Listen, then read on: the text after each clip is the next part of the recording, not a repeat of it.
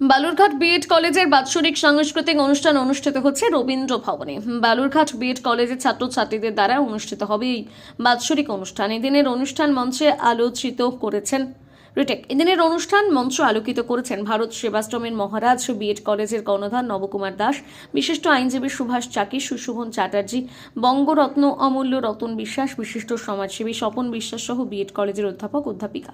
2004 সাল থেকে বালুরঘাট বিএড কলেজের শিক্ষাদান শুরু হয়েছে।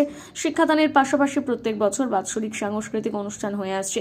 এদিন সকাল থেকেই রবীন্দ্র ভবনে বিএড কলেজের ছাত্রছাত্রীদের দ্বারা আবৃত্তি, নাচ, গান অনুষ্ঠিত হয়। বালুরঘাট বিএড কলেজের প্রিন্সিপাল ববি মহন্ত জানান, গত 2004 সাল থেকে স্বশাসিত এই কলেজের বাৎসরিক অনুষ্ঠান হয়ে চলেছে। Cultural event Balurghat B Ed college অটোনোমাসের কালচারাল ইভেন্ট কত বছরে এই ইভেন্টটা? কত বছর? 2004 পর্যন্ত। কি কি অনুষ্ঠান আছে এই অনুষ্ঠান?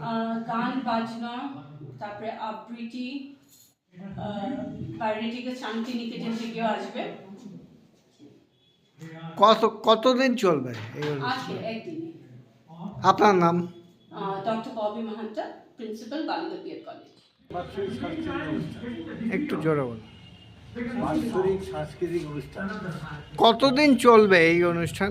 আজকে শেষ। প্রোগ্রাম কি কি আছে? বিভিন্ন কালচারাল প্রোগ্রাম আছে, আর নাটক আছে। বহিরাগত কোনো আর্টিস্ট আছে? বৈরাগত আমাদের প্রাক্তন শিক্ষিকা ছিলেন এখানে, আবেরি, ও এসছে শান্তিনিকেতন থেকে, ভালো নাম করা সঙ্গীত। Thank you. আপনার অনুষ্ঠানে ছিল নাচ, গান সহ ছাত্রছাত্রীদের দ্বারা একটি নাটক।